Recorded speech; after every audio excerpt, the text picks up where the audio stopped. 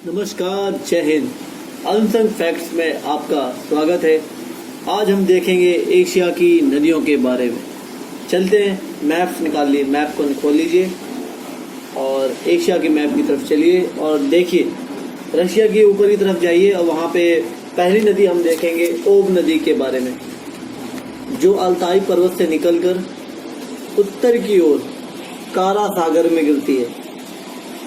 देखिए मैप में, जो उत्तर की ओर कारा सागर में गिरती है और इसकी सहायक नदी कौन सी है? इर्तिस है इसकी सहायक नदी।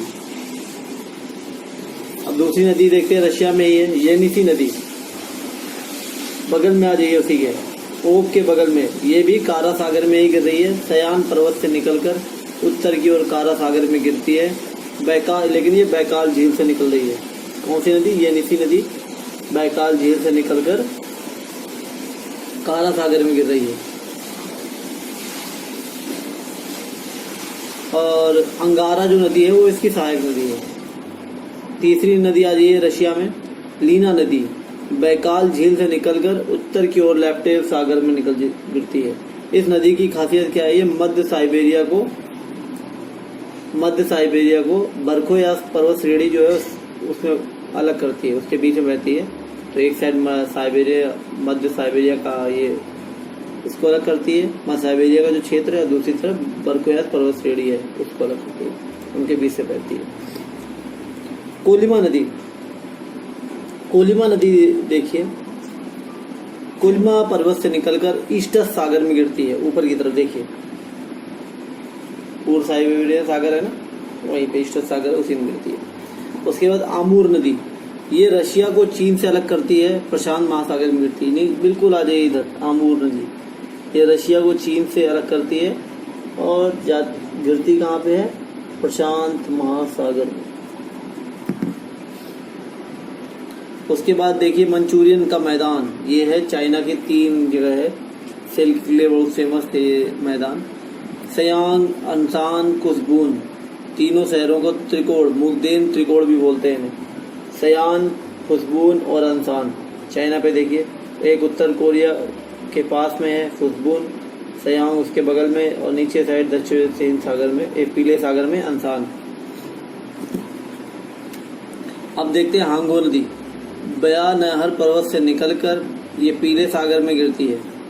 इसकी खासियत क्या है? ये अवसाद ज़्यादा लेके जाती है, इसलिए इसे मडियस्ट रिवर बोलते हैं। कीचड़ बहुत ज़्यादा है, इसको पीली नदी भी बोलते हैं और इसको चीन का शोक भी बोलते हैं, किसे? हांगो नदी को। और ये इसके सासी सेंसी प्रांत से ही होकर निकलती है, जो कोयले के लिए बहुत ज़्यादा फेमस है। और ये नदी बीजिंग के किनारे से निकलती है, बीजिंग जो राजधानी है चाइना की। कौन सी नदी? हांगो नदी। अब देखते हैं यांगसी नदी, पूरे एशिया की सबसे लंबी नदी है यांगसी नदी। टेंगुला पर्वत से निकलकर पूर्व चीन सागर में गिरती है। टेंगुला पर्वत से निकली और पूर्व चीन सागर में गिरी यांगसी नदी। और ये किन किन शहरों से निकलती है? वुहान से, जो सूती वस्त्र उद्योग के लिए फेमस है और आज कोरोना पैदा करने वाली जगह भी वही है, वुहान। और नॉनकिंग से, लो इस्पात उद्योग और सूती वस्त्र के लिए ये भी जगह फेमस है, नॉनकिंग। संघाई जो है वो भी इसके किनारे ही है, किसके? यांगसी नदी के, यांगसी नदी किनारे संघाई भी है। संघाई की खासियत क्या है? ये गैर राजधानी शहर, जैसे दिल्ली है गया ना, दिल्ली नहीं, दिल्ली तो भारत की राजधानी है, दिल्ली जैसा है वो, लेकिन वो राजधानी ना हो, उस हिसाब से। जैसे आप मान लो दिल्ली जैसा है मुंबई, लेकिन भारत की राजधानी, लेकिन बहुत बड़ा है, मेट्रोपॉलिटन सिटी, उसी तरीके का। संघाई गैर राजधानी शहरों में दुनिया का सबसे बड़ा शहर है और विश्व का सबसे बड़ा बंदरगाह संघाई का है। सूती वस्त्र उद्योग और चीन का मैनचेस्टर भी बोलते हैं इसे, संघाई को। अब आ जाइए रेड रिवर की तरफ, चाइना से वियतनाम की राजधानी हनोई से दक्षिण चीन सागर में गिरती है। देखिए नीचे चाइना से निकलती है और वियतनाम की राजधानी हनोई है ना, वहाँ उससे होते हुए दक्षिण चीन सागर में गिर जाती है। अब आते हैं मैंगोंग नदी। मैंगोंग नदी को देखिए, चीन से म्यांमार में आई, फिर म्यांमार से लाओस में आई, फिर लाओस से कंबोडिया से होते हुए वियतनाम से होकर दक्षिण चीन सागर में गिरती है।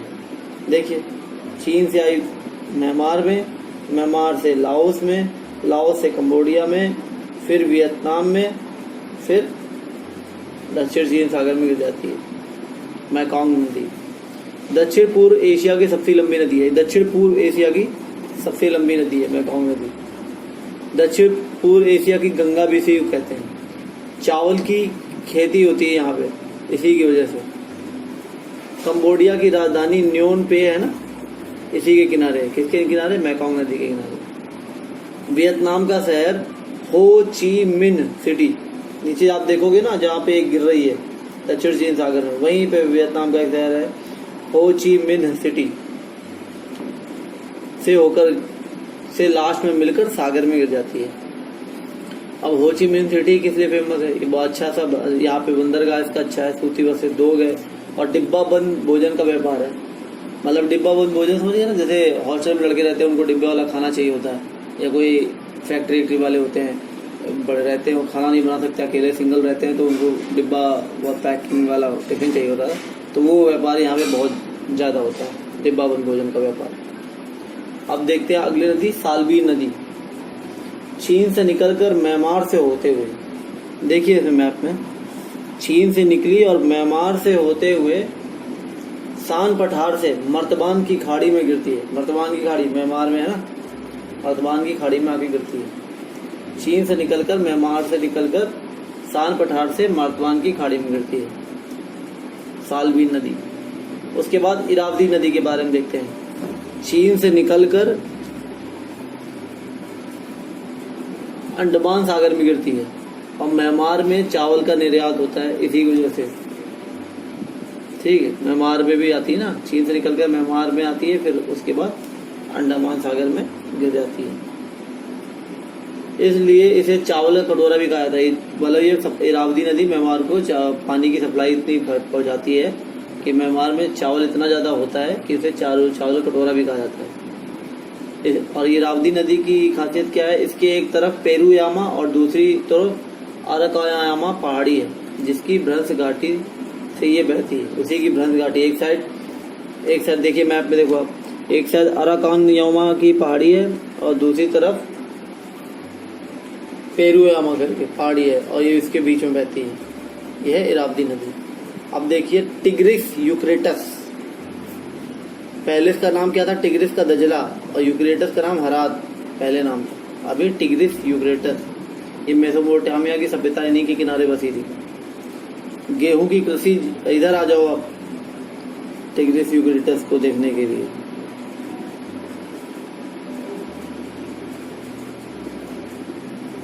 अरब कंट्रीज की तरफ आ जाओ। क्या है? गेहूं की कृषि जीवन निर्वाह पर भर होती है, ज़्यादा नहीं होती गेहूं कृषि, लेकिन खजूर की कृषि ज़्यादा होती है यहाँ पे। टिग्रिस यूक्रेटस अल कुरान में संगम करती है, फिर फारस की खाड़ी में गिर जाती है। देखो फारस की खाड़ी में कहाँ गिर रही है?